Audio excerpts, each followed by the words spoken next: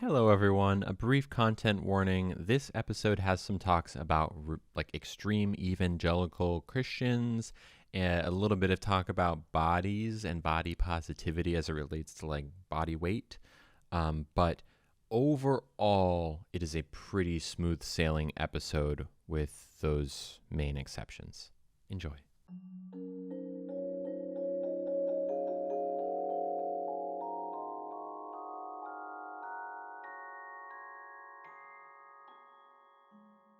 Hello and welcome to My Trans Best Friend, the podcast where me, Lily, your trans best friend, talks about stuff that matters to her, to me. I'm talking about myself in the third person.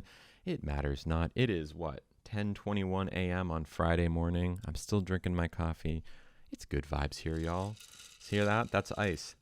Mm-mm-mm. Okay, so today we're going to expose a burger chain, okay?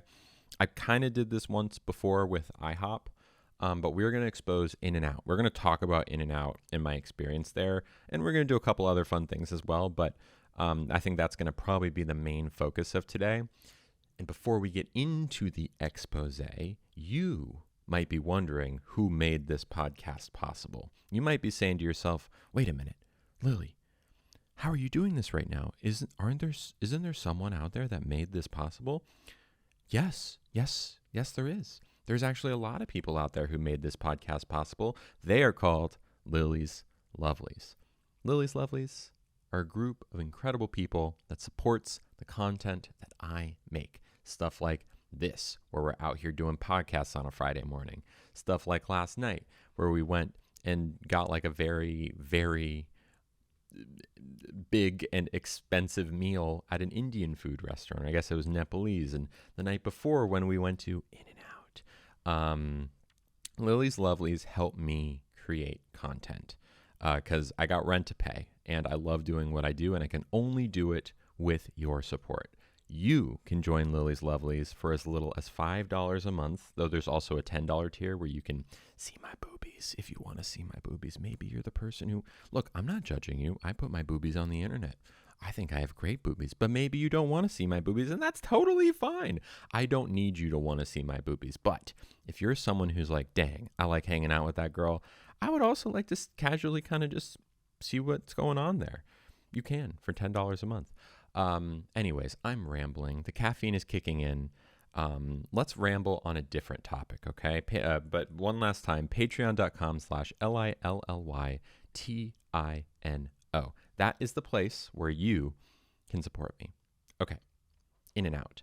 I want to give some context to my In-N-Out trip before we get into the actual specifics of the day, because I feel like my headspace was important. Not that there's any argument to be made about my experience being the way it was, but I would say it's important information. There was a fancy dinner that we were supposed to go to that night. And by we, I mean the stream. If you're listening to this and have never heard of my TikTok streams, you should go check them out. I stream 5 times a week, like 3-4 hours a day. It's a lot of fun. And we usually go out for food. That's like our main activity. We do other stuff. Sometimes I cook at home, but this was the main one. And we were supposed to go to a fancy restaurant. I got an offer from a restaurant in town that was like, hey, we're a fancy restaurant. Do you want to like come and eat for free and you can film it and then post about it? And it's like a trade. And I was like, yeah, let's do it. And then the day of, the guy who reached out to me was like, hey, so just want to make sure we're clear that you're not actually going to get everything for free. You're just going to get some stuff for free. And I said, oh, that's, and he kind of phrased it like this was always the deal. And I said, okay, well, can we make it all for free? Because that's what you said to start. And he said, no. And I said, oh, okay, so you've changed the rules here. And it just kind of felt weird and bad and like they were trying to like trick me into paying stuff and also getting like partnership posts out of them. I don't know. It was weird. It's like, I don't mind paying for food. I pay for food all the time with the help of Lily's Lovelies, but it was like, it kind of felt bad faith. Like that was a bad faith trick. So I said, thanks, but no thanks. I'm going to do something instead that I've kind of always wanted to do.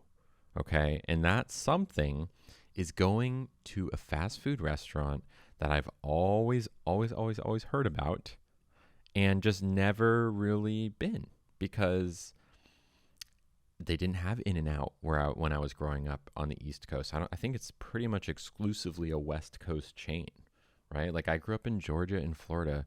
We had Chick-fil-A, we had Cookout, and Chick-fil-A is a relevant discussion with where we're going with this conversation, but it I was curious. I didn't know much about In-N-Out. I didn't really know if it was good or not. I know people said it's incredible. It's the best fast food you'll ever have. There's some debate over if the fries are good or not. Fries are good, fries are bad. Get them animal style. It doesn't matter how you get them, they're bad, right? Like it's one of those things where people debate fast food like it's the best food, when in reality, a lot of times they fail to acknowledge we're debating fast food. There's only so good this can be. Anyways, we fast forward that day, right? We're walking down the pier, me and Nugget, my dog, in his little stroller, walking on down the pier. It's pretty gray outside. The sun is not out. It's a little bit cold, very windy. Pretty classic San Francisco day, although it's been sunny and clear the last few days, which has been great.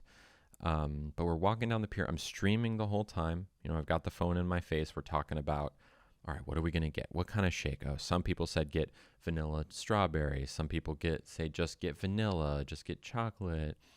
Get Neapolitan, where you can get all three mixed together. And that's what I settled on. We settled on that. We settled on animal style fries, which is, I learned, fries, cheese, onions, and sauce, like Thousand Island sauce. And also chilies, which is apparently just banana peppers. They call them chilies. It's banana peppers and a double, which is their standard burger.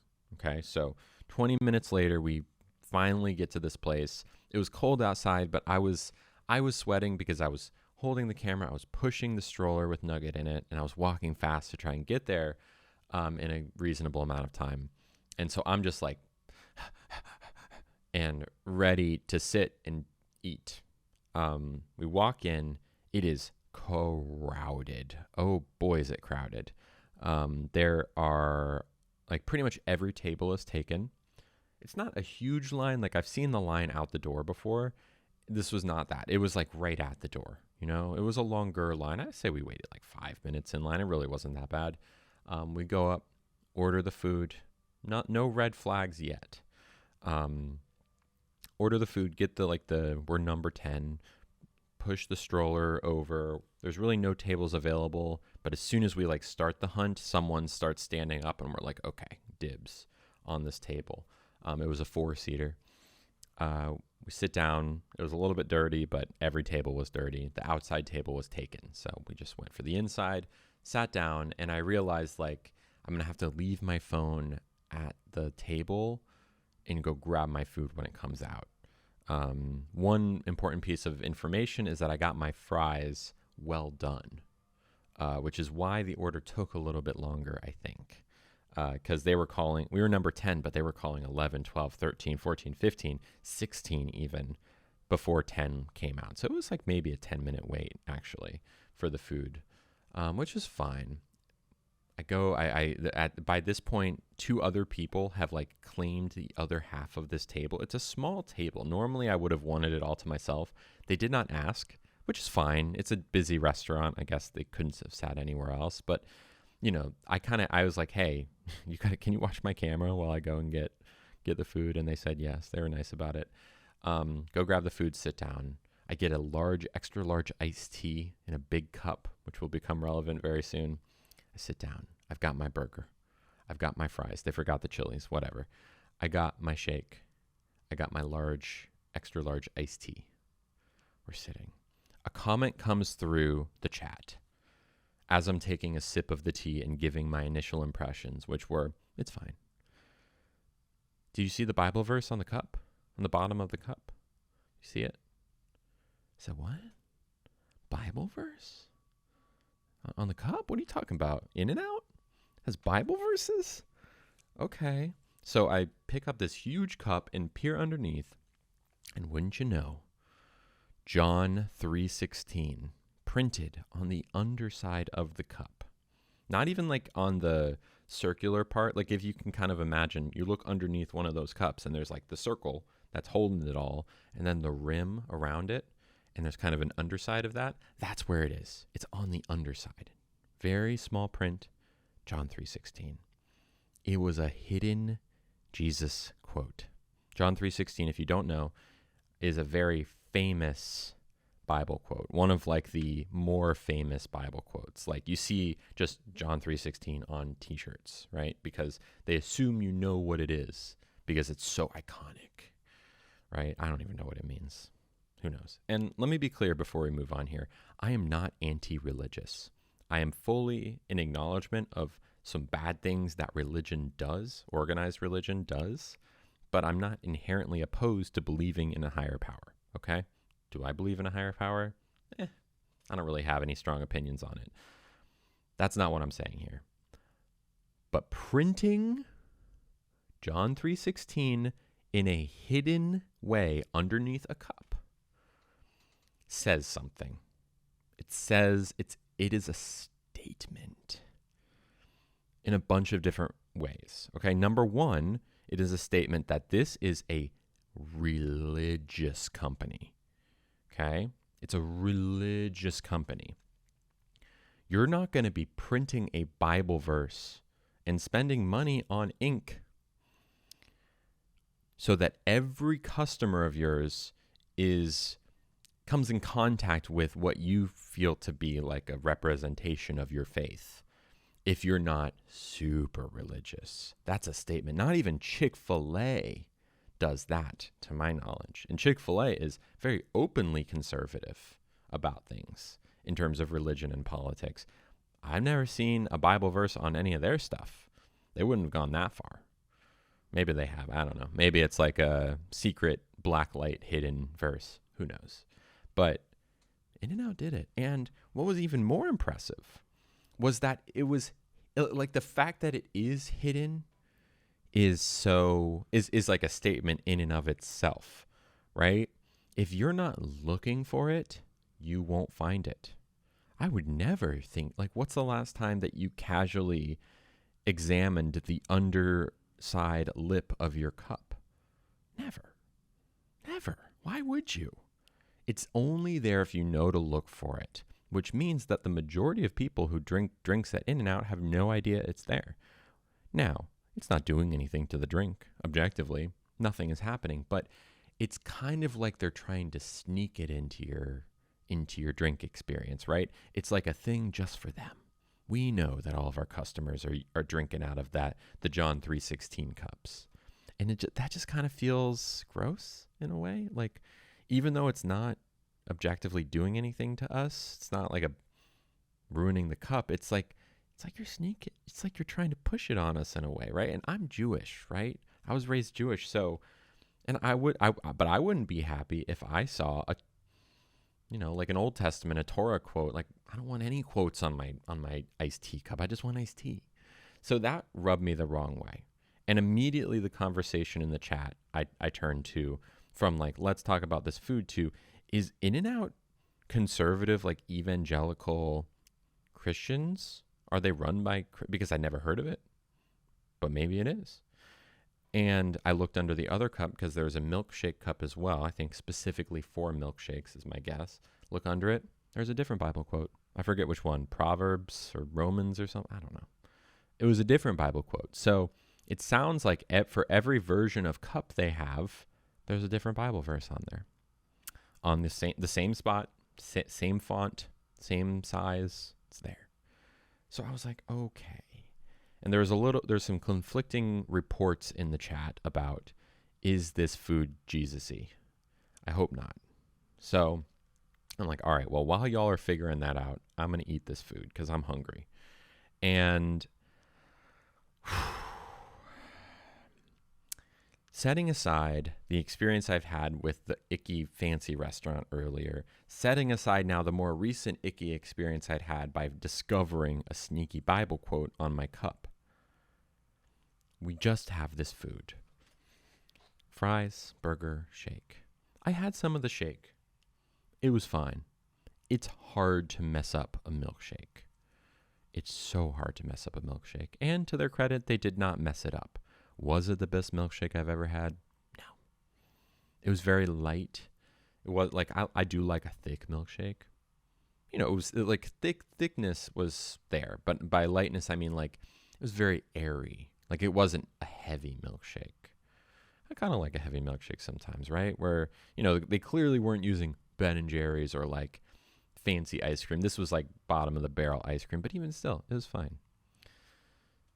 The iced tea was fine. Nothing wrong with the iced tea. I started with the fries, and that was my mistake. These fries were the worst fries I've ever had in my entire life. And you girls had a lot of fries. A lot of fries. I've had shoestring fries. I've had curly fries. I've had steak fries.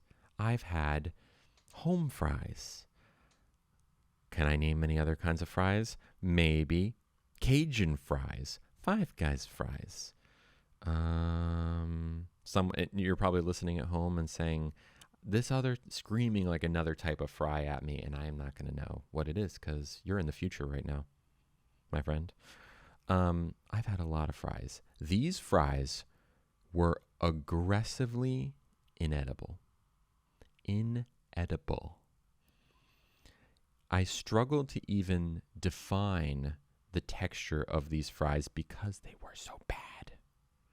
They were so bad. And it was largely a textural thing. Something happened to these fries that made them go to the dark side. I remember biting into it, and the fry was almost sticky. Like it, when your tooth kind of breaks the fried exterior barrier of the fry, and you make your way down into the softer potato center. There was a stickiness in that interaction. My tooth kind of as the fry, imagine a flat surface and you bite into it, kind of like both sides angle up a little bit as your tooth moves down into it and kind of slides on your tooth a little bit. It stuck to my tooth as it went.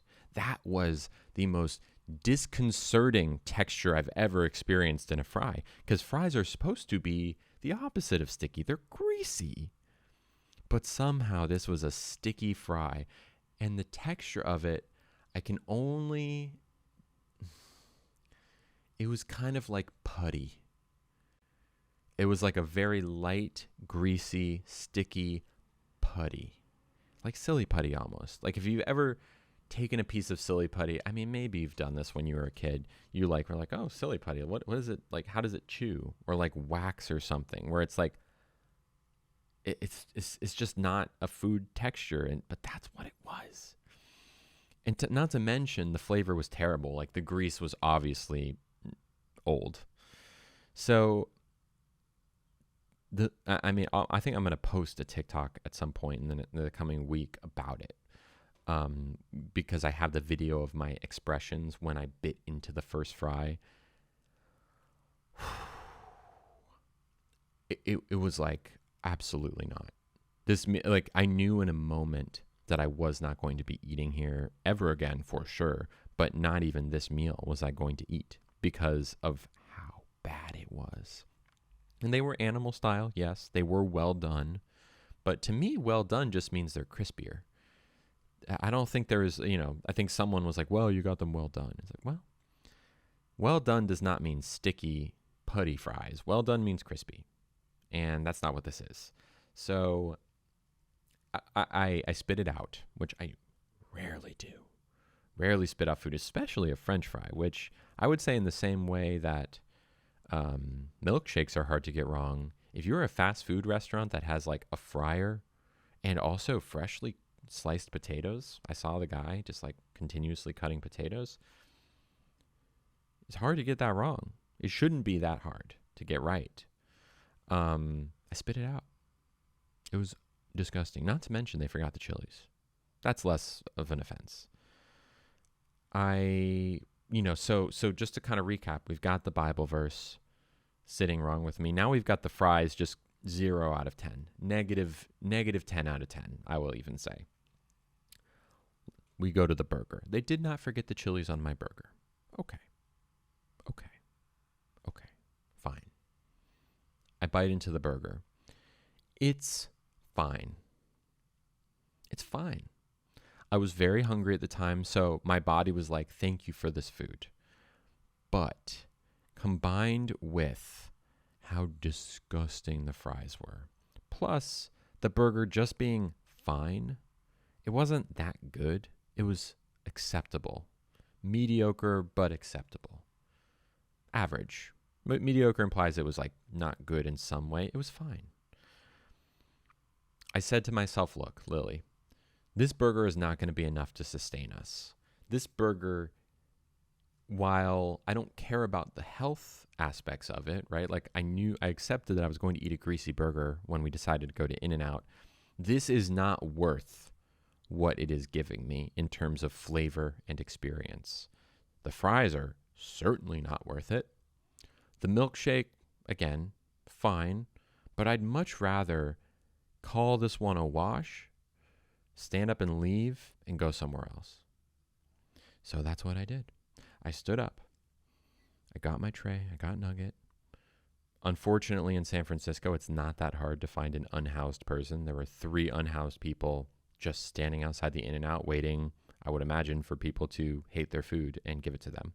I did just that. So we fed someone, which is cool. Hopefully they liked it better than me, but we just straight up left and went somewhere else. And that's where we went is a different story, but there's more to the In-N-Out rabbit hole, I learned. Okay, so after the terribleness of In-N-Out, just trying to wipe that experience from my brain, and part of that trauma processing is this podcast where I can tell the story. I said, okay, we did that. What is the deal with the Bible verse, right? Like we learned about the Bible verse being there, but there's got to be something more to learn here about why the Bible verse was there. Because you don't just put a Bible verse without giving an interview at some point or being a public figure or being spoken in some way about why it's there. So I found an article from brokeassstewart.com. It was from October 2021, right? So not super recent, but I kind of looked through it briefly. I didn't read it all, but it looks like it's going to do a good job for us. So I'm just going to take a moment here, if y'all are okay with it, and read the highlights here. I might skip over some stuff, but it is fascinating. Are you ready? The title is called In-N-Out's billionaire heiress has burger empire defying vaccine mandates. So October 2021, the vaccine was like, that was the thing back then. We were all excited about the vaccine back then, okay? Back then, I say like it was 10 years ago, but I don't think about the vaccine that much these days. Okay, here we go.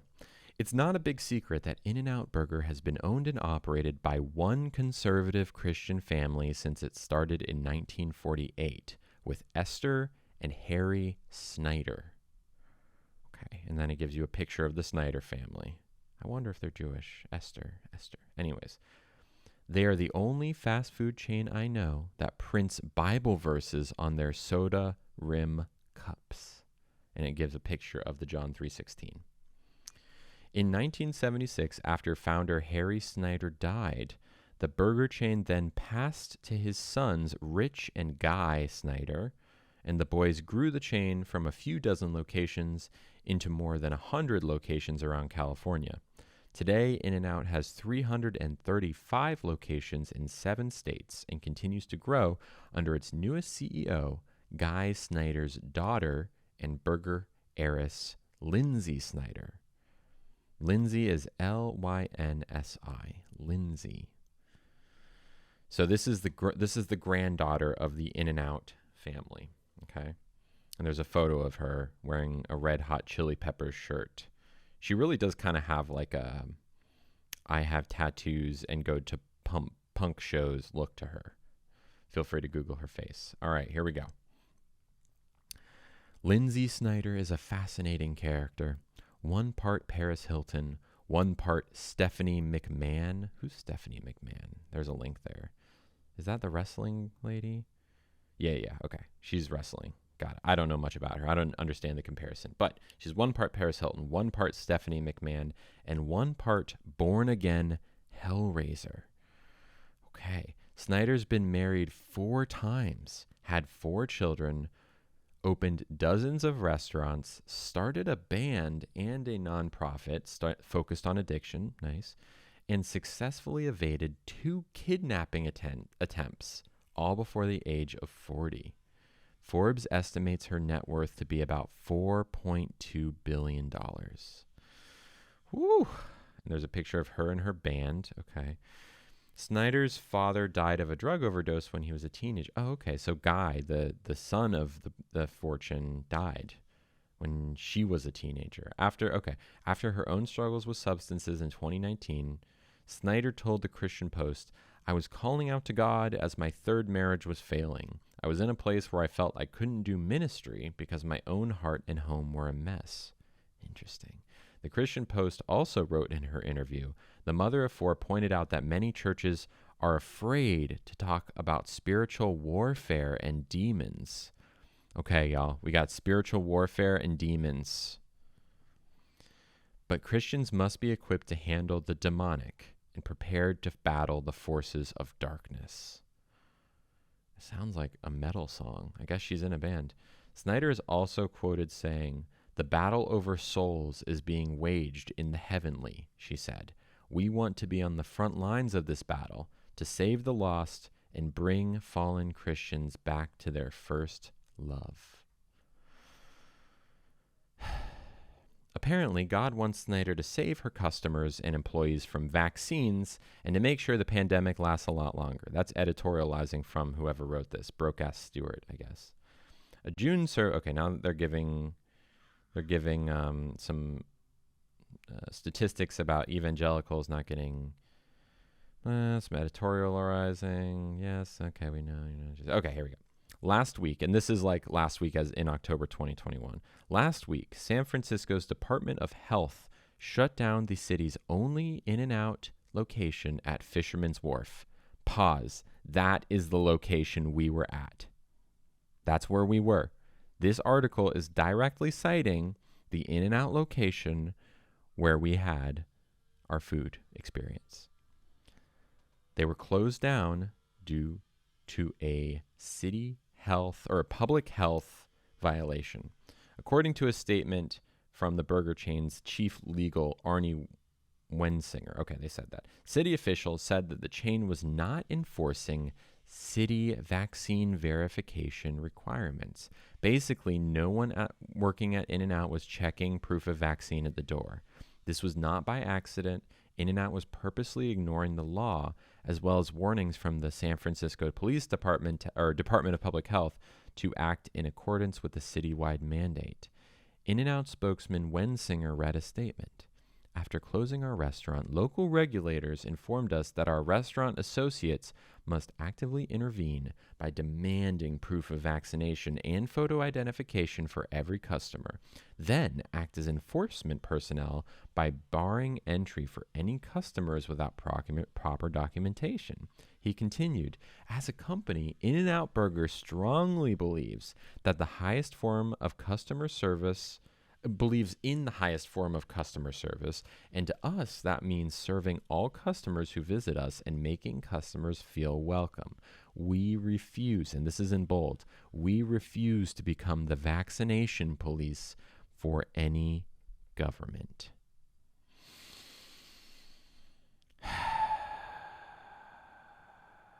The article goes on to talk about like why there was a mandate, rules in Los Angeles. That's it.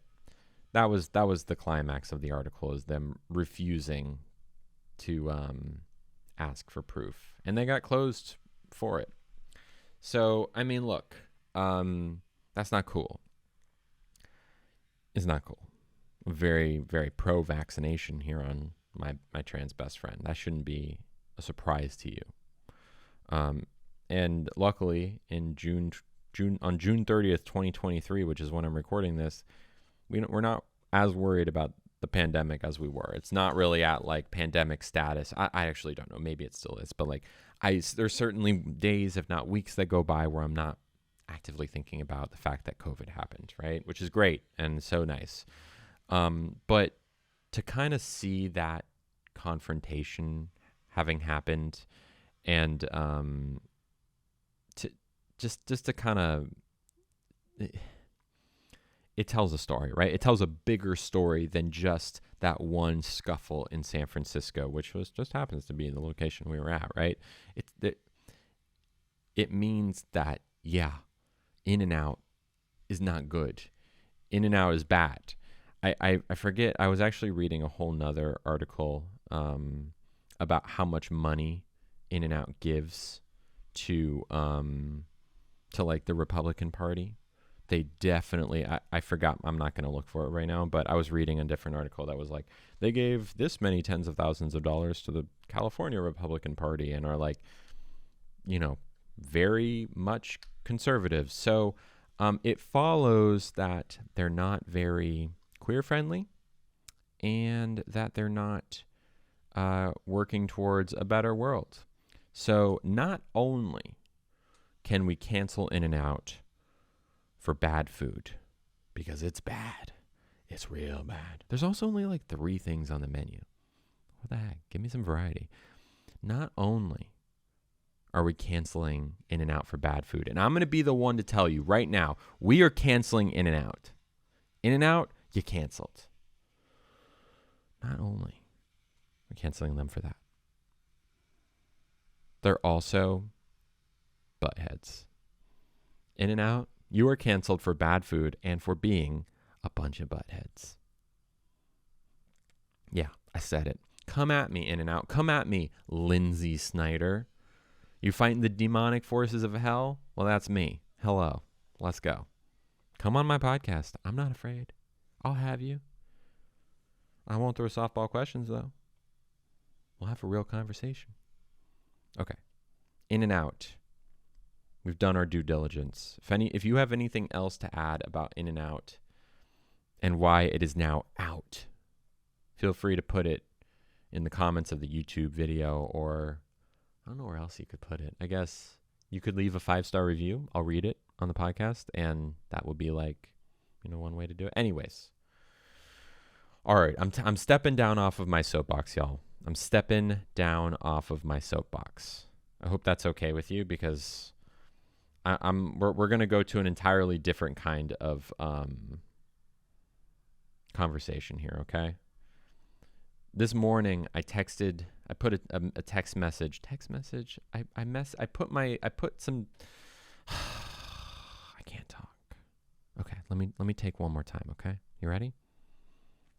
This morning I asked the Lilies Lovelies in the Discord server. I said, "Hey, what should we talk about today on the podcast?" One of those things, In-N-Out. Easy. What about another thing, just in case? What else should we talk about? And Liz brought up, what if you talked about all the frequently asked questions that I get in my TikTok streams? Questions that I get 10, 20, 30 times a day, but I've already answered them, and these people just didn't hear that answer, right? Just for once and for all, this is the Lily Tino frequently asked questions, FAQ. You got a question? 99% chance it's going to be one of these, okay? Y'all ready for this? We're going to go by, I think we have like 5-10 questions here. We're just going to go through in like, I won't say a lightning round. We'll give as much time as we need to each one. And for anyone in the Discord chat, I'm watching the actual text chat. If you have any other questions to add here, I'm going off of Liz's list in the general channel. But if you have anything to add, just put it in the actual chat, the live chat, so I can see it. Okay, number 1, frequently asked question. Is your hair naturally curly? What products do you use, and what is your curl routine? These are all kind of like the same thing. I'm telling you, I get it so often. Is my hair naturally curly? 100%. Yes, my hair is naturally curly. I do not get perms. I don't do any sort of like chemical treatments or anything. It is very much naturally curly. I'm also going to say that okay. When I was born, I had like blonde, straight hair for 2 years. I think we all kind of have different hair until we hit a certain point in our development, and then our hair goes to like what it's gonna be. But I've had this hair all my life, basically. When I started my transition, before I started my transition, my hair was largely bald. Like I would always just shave my head because I didn't care about how I looked. That's why I just was hairy and didn't like really groom myself very much. I just didn't care. But once I started growing out my hair, I realized how curly it was. Like I'd let it grow out curly one time before in high school in like 11th grade or so when I was 16, 17, and it was curly, but I didn't even know at that point how to really take care of it. So it ultimately ended up being kind of like an afro more than anything. But now I figured, it took me a while, but I figured out what works for me. So I don't wash my hair. I don't. I used to wash it, and then there was a certain point where I washed it like once a week, and then I just slowly stopped. And I find that when you wash your hair, it takes out all the natural oils and stuff. And that I've never like looked at my hair and been like, ew, it's dirty. And I work out every day, and we'll get to that later, but it's not gross. It's fine. And you can see my hair, it looks good. I just don't wash it. I don't condition it in the shower. I literally just rinse it. All of the actual product happens outside of the shower. As soon as I hop out of the shower, I'll like squeeze any water out of it. I just give it like, I kind of like collect it in the back and give it one or two good squeezes. And then I step out of the shower. I have Paul Mitchell Tea Tree Hair and Body Leave-In Conditioner.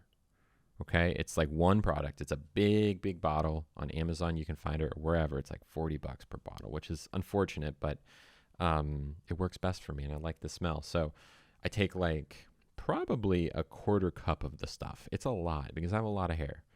And then I just run it through my hair till it's completely covered back and front with this stuff. It smells like tea tree, I guess.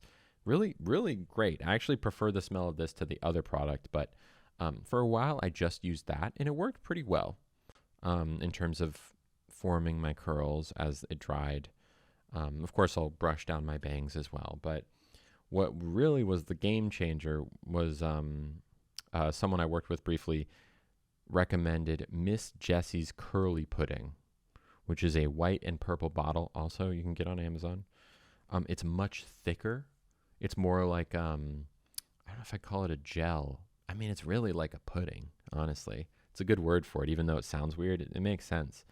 And then after I put the tea tree oil or the tea tree conditioner, I squeeze some of that out. I kind of plop it with a towel so it's a little bit drier, but it's still in there. Then I run the curly pudding through. That's really the trick. It's a two-step process.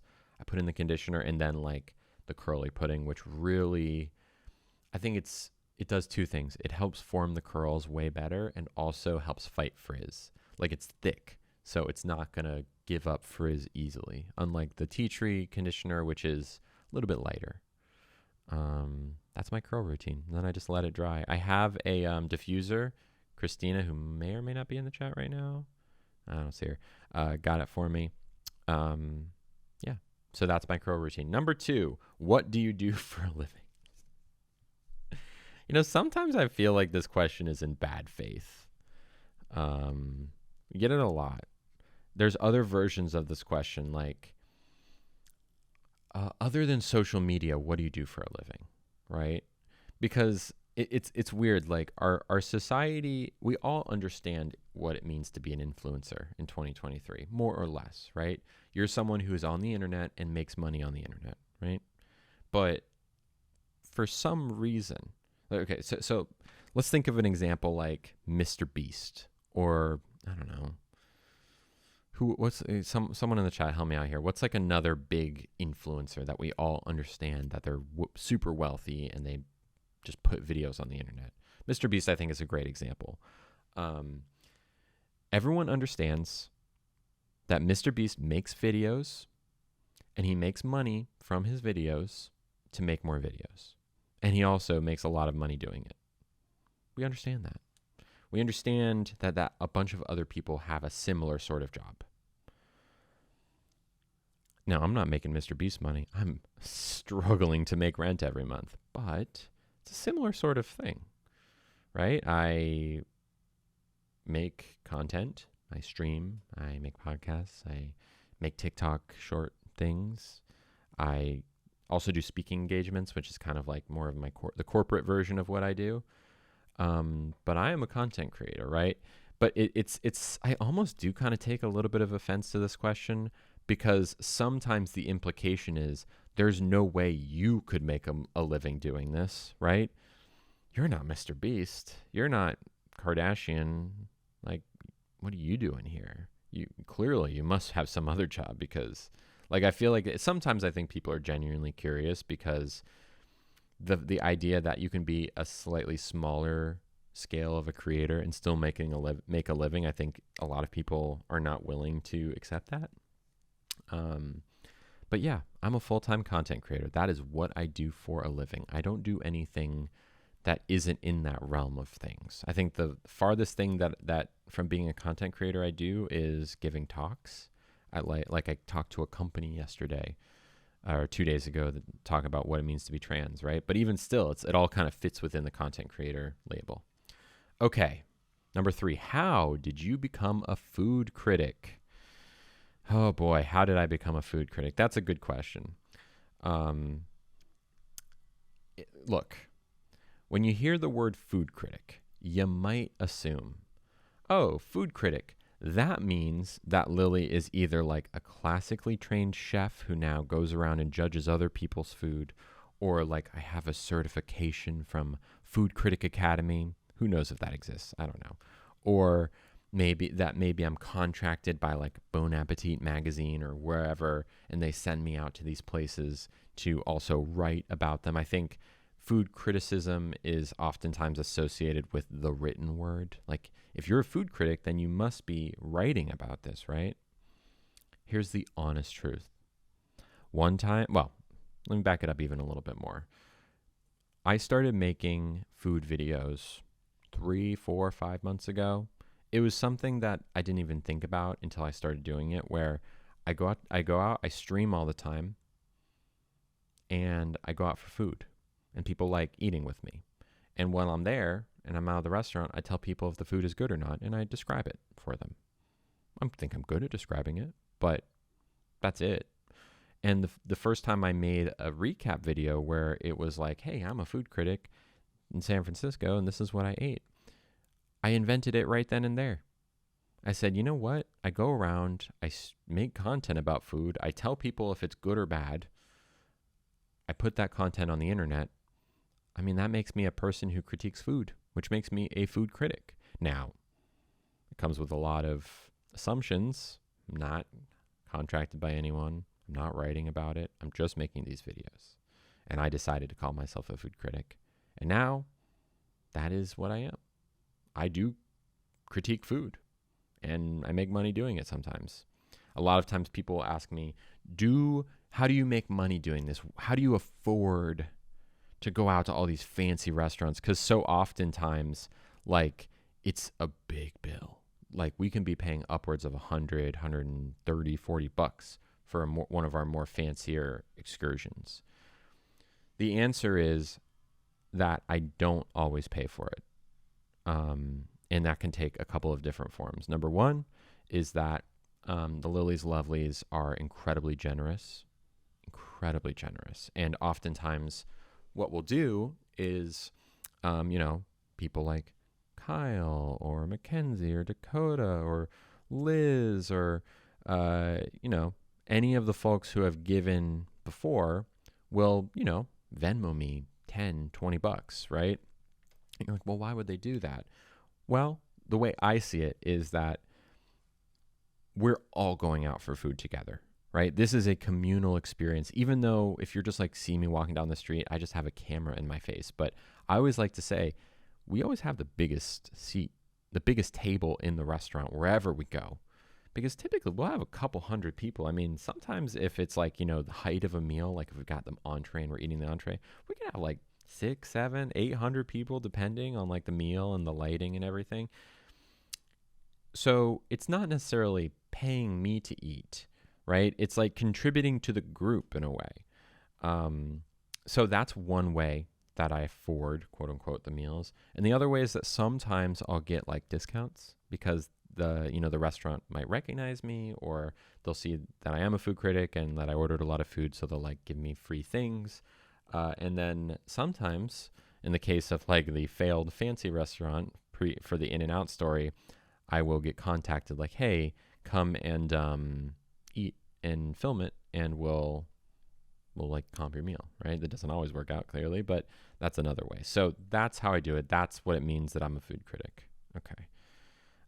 Kyle has put in a question. Tell us about your puppy. Yeah, that's another one. Get a lot of questions about Nugget. Where is Nugget is another good one. Why do you use a mic? That's a good one. We'll get to that one too. Yeah, so Nugget's story. A lot of people will be like, how old is he? What kind of dog is he? When did you get him? Et cetera, et cetera. So here's the lowdown on Nugget. Nugget, I adopted in February of this year. I went to a dog shelter, a senior dog shelter called Muttville on stream, and I wasn't even intending on getting a dog that day. Liz, who's in the chat right now, was insistent that we go, so I did. And he sat on my lap as soon as I got there, and I could not leave him. So I adopted him right then and there. I need to find that video. I think I have it. I was thinking last night about making like a really sappy, like gonna make you cry video about my relationship with Nugget. We'll see. He's 10.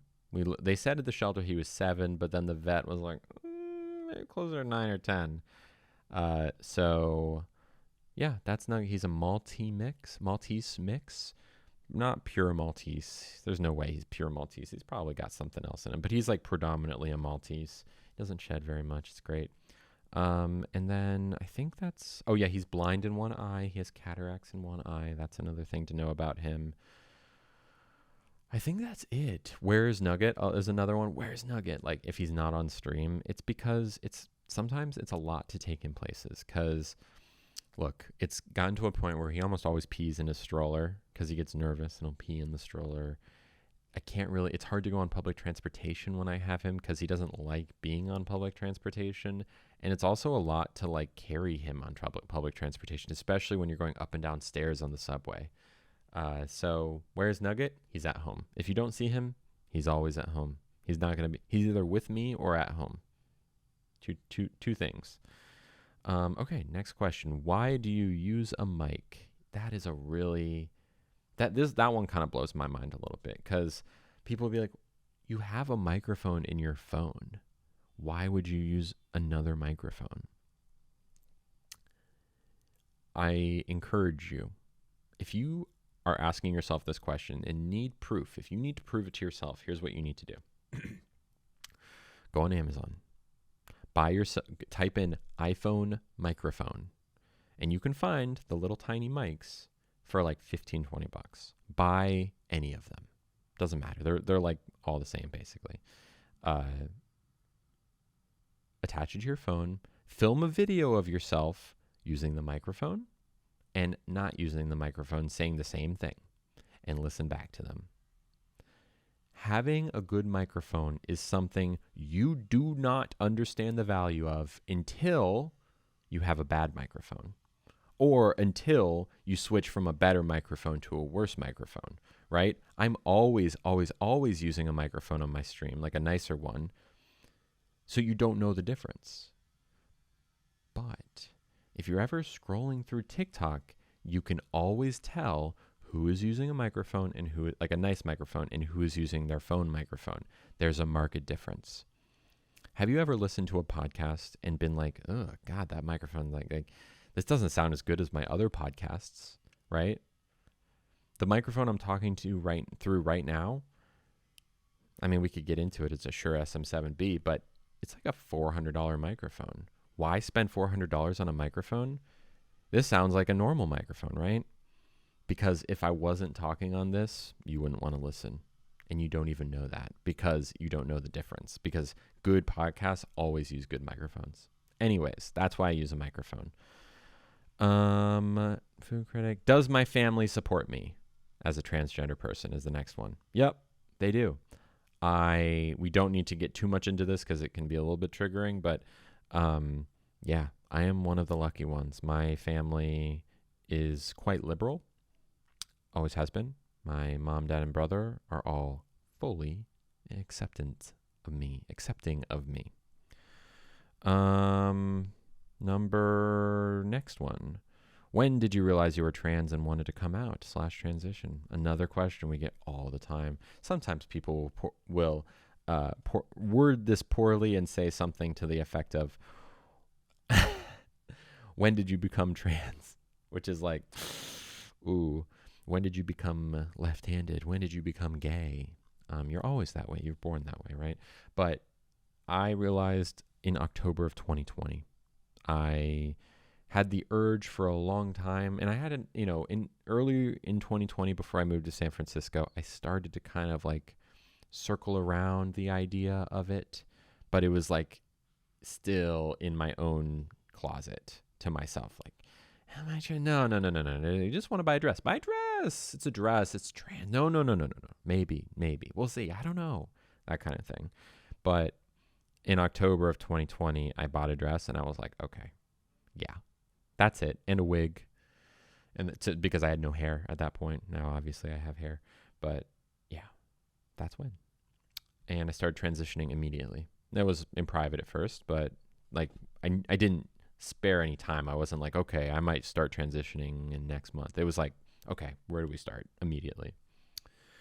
What surgeries do you want? And even what surgeries did you have? Have you had?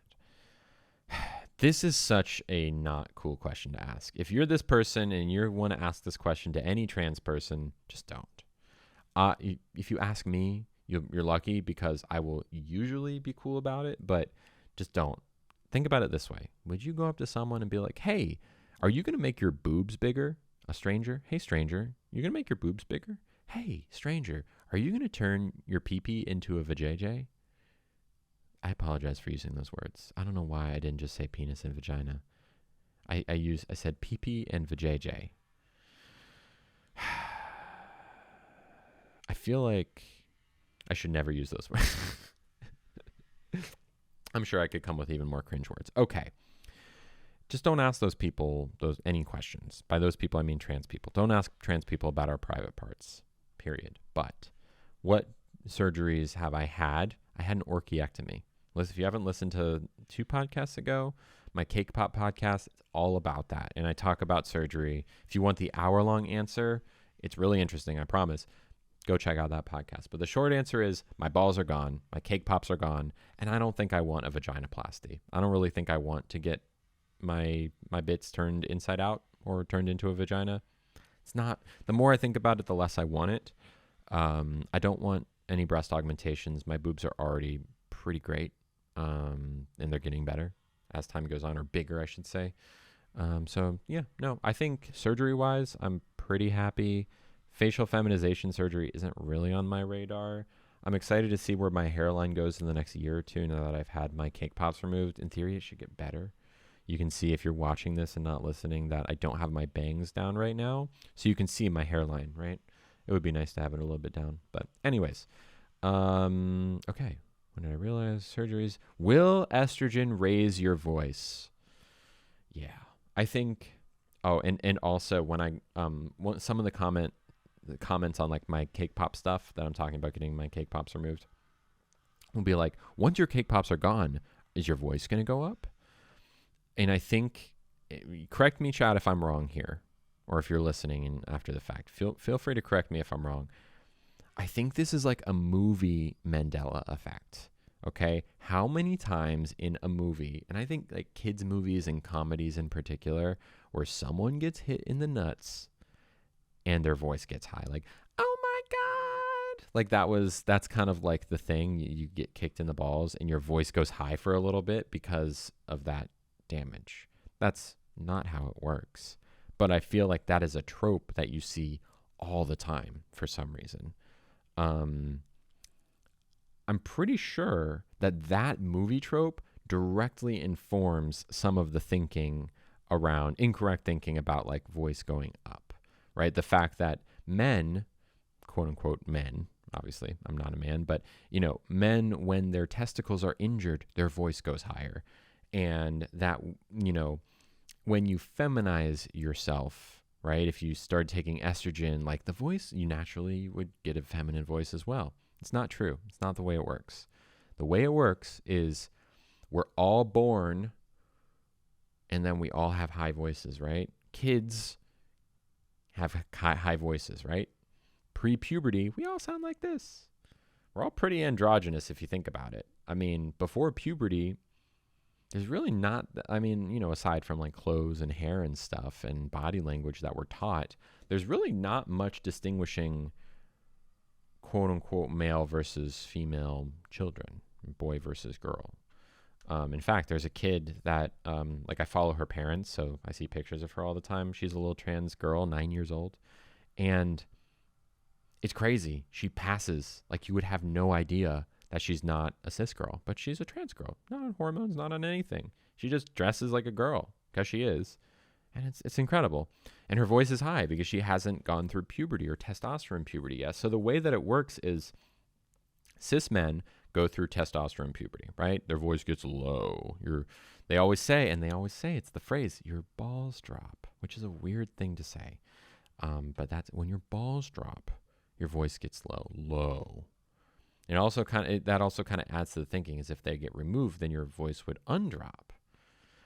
Whereas cis women, and I'm generalizing here, but cis women go through estrogen puberty, and their voice stays relatively high. Sure, there are women with deep voices, plenty, but like on the whole, the average cis male voice versus cis female voice is low to high.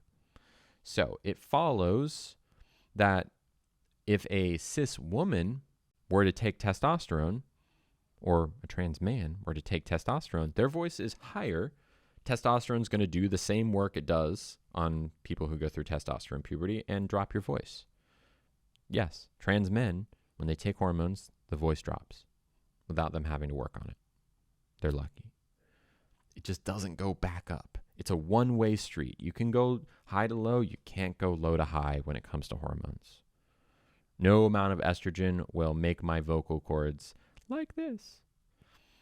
Trans women have to voice train. Voice training is like a whole thing. There's a YouTube rabbit hole. If you want to go down, you can. There's all sorts of stuff where you basically just have to rewrite your own voice. And it's not easy. It's harder than you would think. It's not just like, hi, hello. This doesn't sound, I can't use this voice. It's like a Mickey Mouse voice. Oh, hi there. Like, that's not a girl's voice. I mean, I could try a little bit harder and maybe get it slightly better, but anyways, am I going to change my voice? I don't think so. I like my voice. I think it's good. I mean, maybe half the reason you're listening to this podcast is because you like my voice. I don't know. That's definitely a factor, but also I don't feel dysphoria over my voice. I'll tell you what I do feel dysphoria about right now. Freaking hair on my face. If you're watching the video, you might see I have like pretty visible stubble. It's because I'm getting electrolysis tomorrow. And yeah, it's soothing. Thank you, Kimberly and Kyle. Kyle and Kimberly in the chat just said I have a soothing voice. I appreciate it. I kind of agree. Yeah, I'm getting electrolysis tomorrow. I have like stubble on parts of my face, and that is something I do not like. Right. So, and the voice is like so low on the level of things that brings me dysphoria that probably won't ever get to it. Okay. That's voice. Here we go. How do you stay so skinny?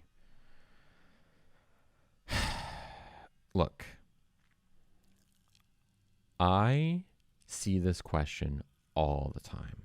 Pretty much any time we're out for a meal on stream, this question is coming through 10, 20 times. No exaggeration. Mods can confirm. In some way, shape, or form, like, do you work out is one of them, or how do you stay so skinny? Or sometimes it'll be like even more self-deprecating, like, if I ate like you did, I'd be so fat. I want to preface this answer by telling you that I am very body positive, I am fat positive, I am food positive. I think that you should eat whatever the heck you want to eat. Okay? I grew up in a household that valued skinniness, and I work every day still to try and rewrite that wire of thinking in my brain.